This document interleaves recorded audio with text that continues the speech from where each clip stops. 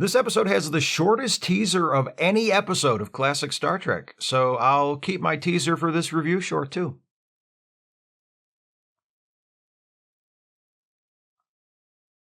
This is a review of the Star Trek The Original Series episode Miri. If you have not seen this episode and you don't want to know what happens in it, be warned, spoilers beyond this point.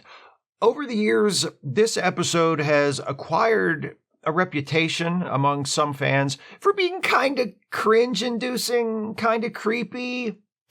Let's find out why. The Enterprise discovers a planet that is exactly like Earth. Same size, same atmosphere, same continents, and same studio backlots as the landing party discovers when they beam down. Spock estimates that the civilization on this planet developed to a point equivalent to Earth in the 1960s, but then clearly something happened because this place is a ghost town. Where are all the people? Oh, here's one now. Maybe he can explain. Never mind, he's attacking Dr. McCoy. Kirk will take care of that. With punches. Poor guy, he doesn't look too healthy. A fact confirmed moments later when he dies. McCoy examining a rusted old tricycle seemed to set him off. Kirk observes he seemed to have the mind of a child. McCoy's scan shows that his metabolic rate was highly elevated, and it's as though he had just aged a century in the last few minutes. The landing party chases after noises for a bit, dashing madly from one side of the street to the other, and eventually they run into a building and find this girl, Miri. She's scared. She doesn't like grown-ups, or grups, as she calls them. They don't help. They yell and hurt people. Kirk manages to calm her down and convince her that he and the others don't mean any harm, and Miri, a teenager on the verge of young womanhood, instantly develops a crush on Kirk. Spock takes the red shirts out for a walk, and they are taunted by gangs of invisible children who chant and throw things but always run away before they can be seen. Children, it seems, are the only people left on this planet.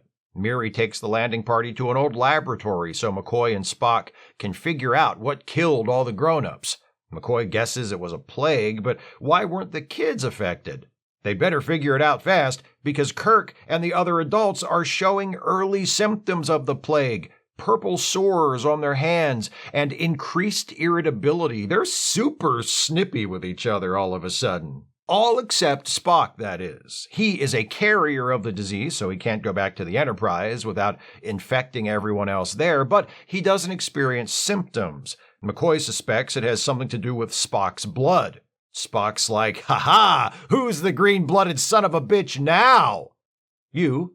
Some more research reveals that the scientists on this planet, back before everything went tits up, were trying to develop a way of prolonging life. They succeeded. Sort of. The plague slows down the aging process in children, allowing them to live for hundreds of years. But when they eventually reach puberty, the symptoms suddenly appear, they age rapidly into adults, turn into rage zombies, and then die shortly thereafter. Spock estimates they have 7 days until everyone in the landing party, except him, turns into a rage zombie and dies as well, so they better get to work on a cure.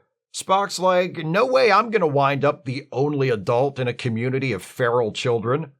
After the Enterprise, that would be a lateral move at best. Additional complications arise. First, the other kids in the town, led by John, he's the Rufio of the group, conspire to steal the landing party's communicators, cutting them off from necessary assistance from the Enterprise, leaving McCoy with no way to verify if he's on the right track in his research to find a cure. Second, Miri's crush on Kirk twists into jealousy when she sees Kirk comforting an upset Yeoman Rand outside the lab, so Miri returns to the gang of kids and helps them kidnap Rand as part of a plan to trap Kirk. The kids don't know about the plague, or that they're all going to get it and die eventually too. They've somehow missed that the past 300 years or so. They just don't trust adults, and assume Kirk and the others are up to no good. Kirk tells Miri the truth about the plague and points out that she's old enough that she'll be developing soon too. Symptoms! Developing symptoms, you perverts. And oh hey, look at that, she already is.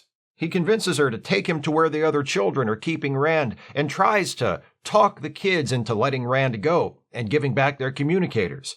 The kids are initially unconvinced, leading to this unintentionally hilarious bit where the kids mob Kirk and pummel him, and then after a few seconds, he just kinda stands up and walks out of it. He makes a final impassioned plea to the kids, telling them that they're running out of food and that eventually the disease will kill them all, and who will take care of the younger children when the older ones are all gone.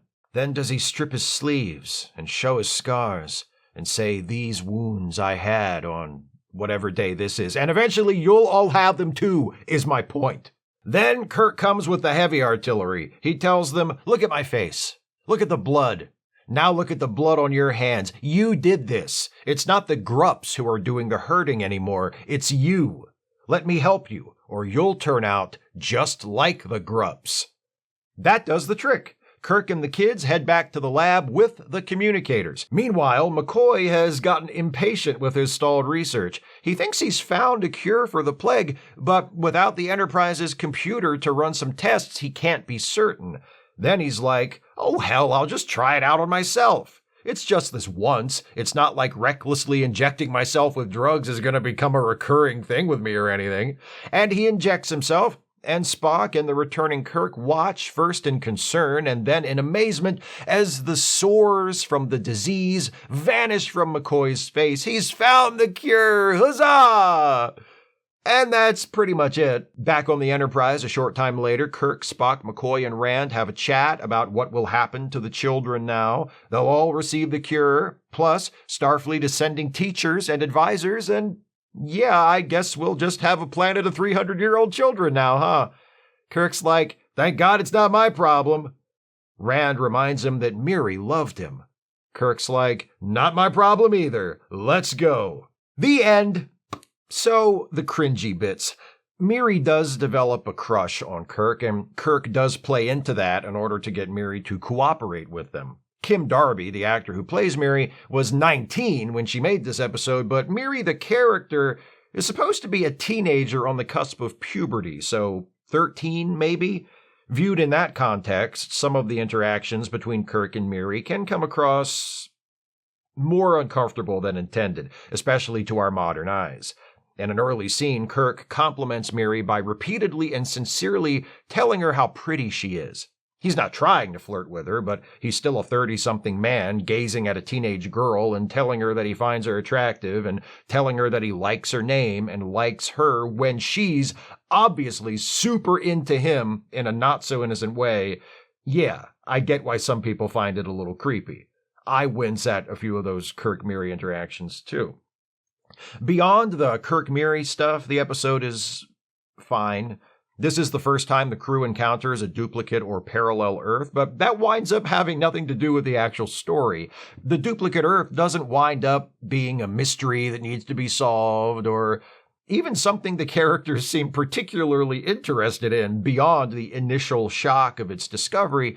It's just kind of there, which is okay, though it does make me wonder why they bothered to make it a duplicate Earth if that wasn't going to end up being a factor. Maybe the writer, or writers, I should say, since this script underwent some extensive rewrites before it was shot, felt that the duplicate Earth gimmick was necessary to explain why these alien children looked exactly like humans. If so, the creators of Star Trek realized pretty quick that they don't need to worry about stuff like that. As we'll see throughout this batch of retro reviews, each time the crew of the Enterprise encounters an uncannily Earth-like planet or society, they are less and less interested by the similarities, until eventually they just accept other Earths as something they're bound to run into occasionally. Plot-wise, the episode is functional. Like many episodes of classic Trek, it feels padded and drags a bit in the middle, but it's better in that respect than others.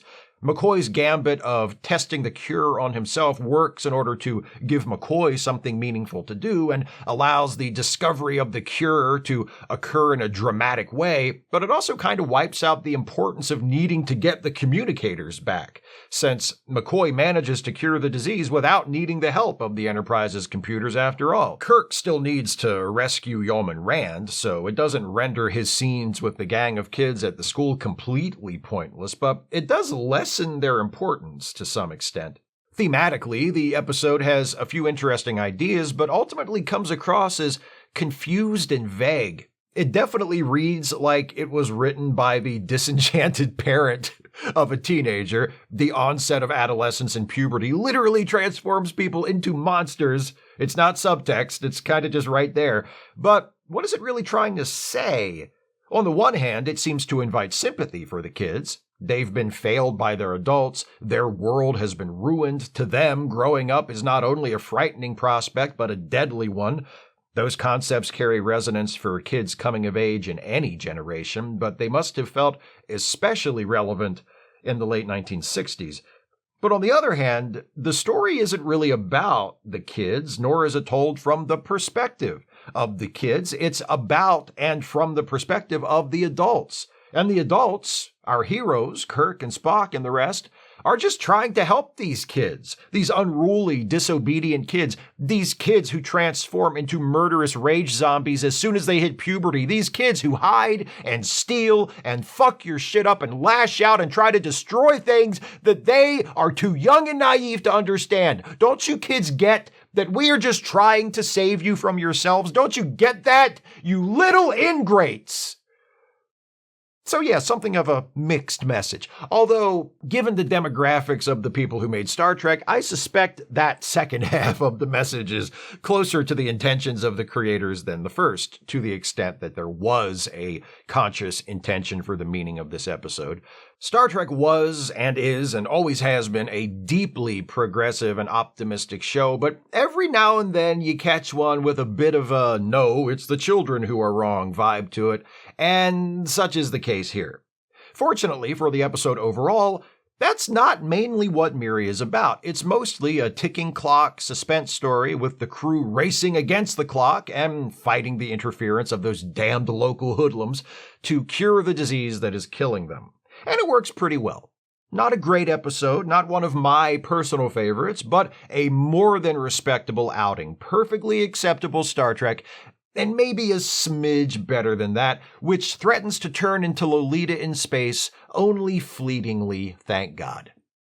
Those are my thoughts on Miri. What do you think of this episode? Please share your thoughts with me in the comments. If you'd like to support this channel, and I sure wish you would, if you can afford it, you can do so by becoming a patron at patreon.com/Steve Shives, becoming a channel member by clicking the join button, or by making a one-time gift by clicking the thanks button, or via PayPal or Venmo. Links are in the description.